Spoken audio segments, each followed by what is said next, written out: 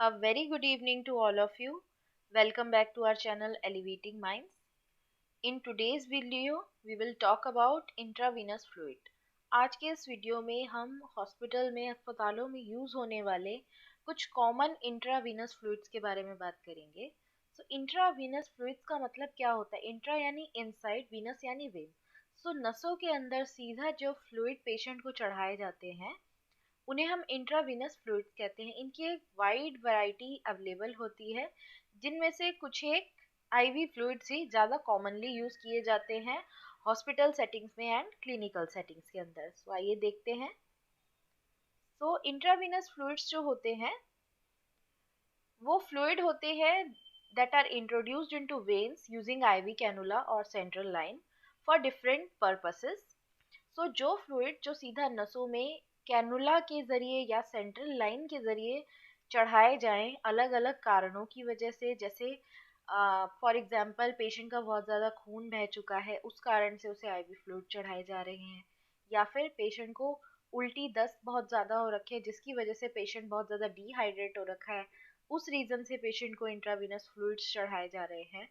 काफ़ी सारे रीजंस के कारण पेशेंट को इंट्रावीनस फ्लूइड्स चढ़ाए जाते हैं. देखते हैं ज़्यादा कौन से कॉमनली यूज़ होते हैं. सबसे पहला है नॉर्मल सलाइन 0.9%. हॉस्पिटलों में सबसे ज़्यादा अगर हम कैटेगराइज करें, सबसे टॉप पर जो यूज़ होता है फ्लूइड वो है नॉर्मल सलाइन 0.9%. इस 0.9% सोडियम क्लोराइड के अंदर, नॉर्मल सलाइन के अंदर 9 ग्राम प्रति लीटर सोडियम क्लोराइड होता है. 9 ग्राम होता है.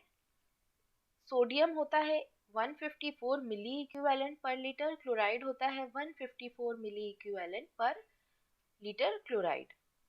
इसका इस्तेमाल डिहाइड्रेशन या हाइपोवोलीमिया को ट्रीट करने के लिए किया जाता है. एसेप्टिक पर्पसेस के लिए भी इसका यूज़ किया जाता है. लाइक पेशेंट की ड्रेसिंग होनी है, उस साइट को हमें क्लीन करना है, उस रीज़न से भी इस नॉर्मल सलाइन का यूज़ किया जाता है. इसकी ऑस्मोलैरिटी 286.44 है. ऑस्मोलैरिटी का मतलब क्या होता है? एक पर्टिकुलर घोल के अंदर, एक पर्टिकुलर सॉल्यूशन के अंदर कितने कण प्रेजेंट हैं उसके प्रति लीटर में, उसे हम ऑस्मोलैरिटी कहते हैं. देन क्रिस्टलॉइड, ये क्रिस्टलॉइड होता है, ये एसिडिक होता है नेचर में. इसका पीएच 5.5 है, यानी काफ़ी एसिडिक है. इसका यूज शुरू हुआ था 1831 के अंदर. नेक्स्ट, रिंगर लैक्टेट या लैक्टेट रिंगर भी कहते हैं इसे हम, या हार्टमान सॉल्यूशन के नाम से भी इसे जाना जाता है. ये एक आइसोटोनिक क्रिस्टलाइड सॉल्यूशन है. इसकी ऑस्मोलैरिटी 273 है. पीएच इसका 6.5 है. नॉर्मल सलाइन के कंपैरेटिवली ये कम एसिडिक है. इसकी कंपोजिशन क्या है? इसके प्रति 100 लीटर के अंदर सोडियम क्लोराइड 600 mg है, सोडियम लैक्टेट 310 mg है, पोटेशियम क्लोराइड 30 mg है, कैल्शियम क्लोराइड 20 mg है. इसका यूज किया जाता है वॉल्यूम रिप्लेसमेंट के लिए.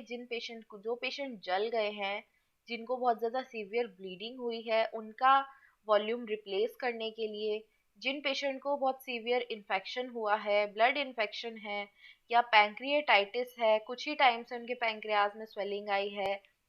इसके साइड इफेक्ट क्या है? हाइपर कैलीमिया, क्योंकि इसके अंदर पोटेशियम अच्छी क्वांटिटी में है, पेशेंट को हाइपर कैलीमिया हो सकता है, उसका पोटेशियम लेवल नॉर्मल से ज़्यादा जा सकता है, लैक्टिक एसिडोसिस हो सकता है.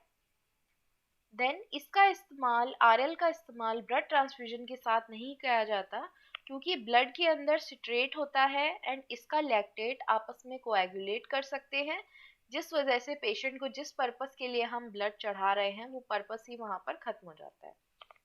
ये क्वेश्चन पूछा जा सकता है एग्जाम में कि ब्लड ट्रांसफ्यूजन के अलोंग साइड हम आईवी सॉल्यूशन नहीं देते. उसका राइट आंसर आएगा Ringer lactate solution. Next, dextrose 5% solution, ये एक तरीके का ग्लूकोज ही है. इसका इस्तेमाल हाइपोग्लाइसीमिया, यानी जिनका शुगर लेवल काफ़ी कम है, उसे सही करने के लिए किया जाएगा. अगर कोई पेशेंट इंसुलिन शॉक में चला गया है, वो ट्रीट करने के लिए पेशेंट अगर डिहाइड्रेटेड है या जो पेशेंट उसे खाना नहीं खा पा रहा है किसी रीज़न से, उनको न्यूट्रिशनल सपोर्ट पहुंचाने के लिए इसके हर 100 ml के अंदर डेक्सट्रोज शुगर होता है 5 ग्राम, 0.45 ग्राम होता है सोडियम क्लोराइड, इसकी ऑस्मोलैरिटी है 406। Then dextrose normal saline DNS, post operative patient के अंदर भी इसका यूज किया जाता है। इसके अंदर डेक्सट्रोज 5 ग्राम है, सोडियम क्लोराइड 0.9 ग्राम है इसके 100 ml में, ऑस्मोलैरिटी 585 है। इसका इस्तेमाल हाइपोवोलीमिया, डिहाइड्रेशन करेक्ट करने के लिए किया जाता है। ये हाइपरटोनिक होता है नेचर में। डेक्सट्रोज नॉर्मल सलाइन और डेक्सट्रोज कंटेनिंग जितने भी प्रोडक्ट हैं उनका शुगर पेशेंट में, डायबिटिक पेशेंट में इस्तेमाल बहुत ही कॉशियसली किया जाना चाहिए, क्योंकि ये एकदम रैपिड इंक्रीज करते हैं ब्लड ग्लूकोज के अंदर। देन आइसोलाइट पी, जितने भी पीड्स वार्ड है वहाँ पर आइसोलाइट पी बहुत ज़्यादा क्वांटिटी में यूज़ किया जाता है। ये एक तरीके का मल्टी इलेक्ट्रोलाइट सॉल्यूशन है। मल्टी इलेक्ट्रोलाइट यानी इसके अंदर बहुत सारे इलेक्ट्रोलाइट प्रेजेंट है। इसके हर 100 ml में डेक्सट्रोज है 5 ग्राम, सोडियम एसीटेट ट्राइहाइड्रेट 0.32 ग्राम, पोटाशियम क्लोराइड 0.13 ग्राम, मैग्नीशियम क्लोराइड हेक्साहाइड्रेट 0.031 ग्राम, डाई बेसिक पोटेशियम फॉस्फेट 0.026 ग्राम। सो इसके अंदर सोडियम क्लोराइड भी है, मैग्नीशियम भी है, पोटेशियम भी है, बहुत सारे इलेक्ट्रोलाइट प्रेजेंट है। इसका pH 5 है, एसिडिक है ये नेचर में। ऑस्मोलैरिटी 340 है। ये हाइपोटोनिक होता है। इसका इस्तेमाल बच्चों में किया जाता है बहुत कॉमनली। इसका यूज करेक्शन करने के लिए किया जाता है डिहाइड्रेशन। जो भी बच्चे हॉस्पिटल में डिहाइड्रेशन की कंप्लेंट के साथ आते हैं उनमें आइसोलाइट पी का इन्फ्यूजन काफ़ी किया जाता है। आइसोलाइट पी के अलावा आइसोलाइट के 3 और वेरिएंट आते हैं जिनका यूज़ भी किया जाता है। सबसे कॉमन लेकिन आइसोलाइट पी होता है, जैसे आइसोलाइट जी। इसमें ग्लूकोज होता है, सोडियम, पोटेशियम क्लोराइड, अमोनियम। इसका यूज़ किया जाता है अगर पेशेंट को मेटाबॉलिक एल्कलोसिस है, उसको बहुत ज़्यादा वॉमिटिंग हुई है, या लगातार उस पेशेंट का जो गैस्ट्रिक फ्लूइड है उसे एस्पिरेट किया जा रहा है। तो एक तरीके से गैस्ट्रिक फ्लूइड को रिप्लेस करने के लिए हम आइसोलाइट जी का इस्तेमाल करते हैं। आइसोलाइट एम के अंदर ग्लूकोज है, सोडियम है, potassium chloride, phosphate and acetate. ये जिन पेशेंट इसके अंदर, क्योंकि पोटेशियम अच्छी क्वांटिटी में है, इसका यूज़ जिन पेशेंट का पोटेशियम लेवल काफ़ी कम है, मसल ट्विचिंग हो रही है, उनमें किया जाता है।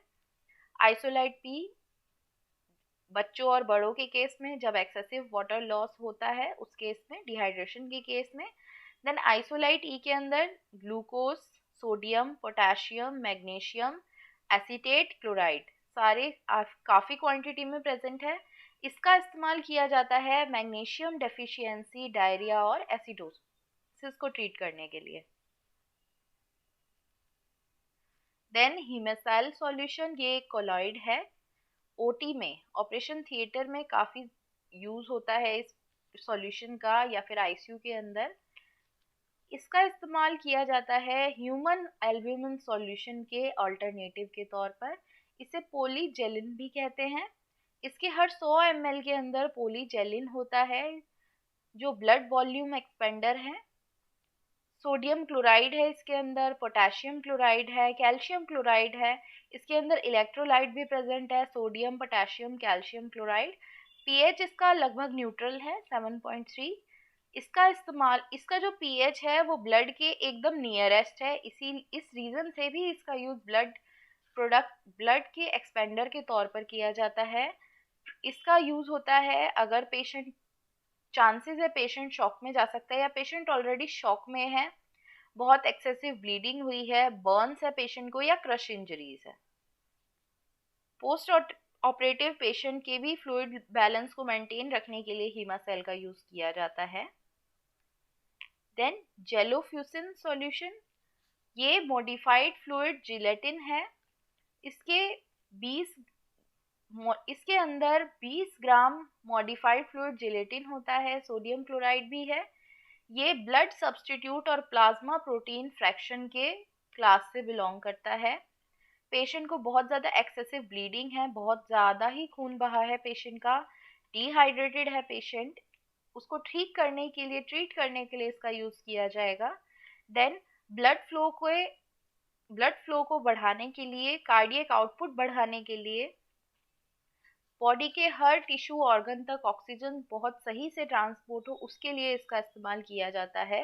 तो जेलोफ्यूसिन का इस्तेमाल तब भी किया जा सकता है अगर पेशेंट रेपिटेटिवली हाइपोटेंशन में जा रहा है, पेशेंट का बीपी इंक्रीज करने के लिए। ये 4% सॉल्यूशन है सक्सिनाइलेटेड जिलेटिन का। Then last, Metrogyl injection. Metrogyl injection is like PCM of IV fluids, यानी जितना कॉमन हॉस्पिटल में पैरासीटामोल है गोलियों में यूज किया जाने वाला, उतना ही कॉमन मेट्रोजिल इंजेक्शन है हॉस्पिटल्स में। ये एक ब्रॉड स्पेक्ट्रम एंटीबायोटिक्स है। ब्रॉड स्पेक्ट्रम का मतलब क्या होता है? चाहे वो UTI हो, चाहे वो रेस्पिरेटरी ट्रैक्ट इन्फेक्शन हो, चाहे वो स्किन इन्फेक्शन हो, चाहे वो बोन इन्फेक्शन हो, देन स्कैल्प इन्फेक्शन, यानी बॉडी में किसी भी तरीके के इन्फेक्शन हो, काफ़ी सारे बैक्टीरिया की वैरायटी को ये कवर करता है। इसी रीज़न से इसे हम ब्रॉड स्पेक्ट्रम एंटीबायोटिक्स कहते हैं। इसके अंदर 500 mg मेट्रोनिडाजोल होता है। इसकी यूजुअल डोज 500 mg TDS होती है, यानी दिन में 3 बार मोस्टली पेशेंट्स को दिया जाता है। जिन पेशेंट को बहुत ज़्यादा उल्टी दस्त होते हैं, उसके ट्रीटमेंट के लिए भी इसका यूज़ किया जाता है। ये मुंह के अंदर मुंह का टेस्ट चेंज कर सकता है, ड्राई माउथ कॉज कर सकता है, या एलर्जिक रिएक्शन भी कॉज कर सकता है। So thank you so much for listening.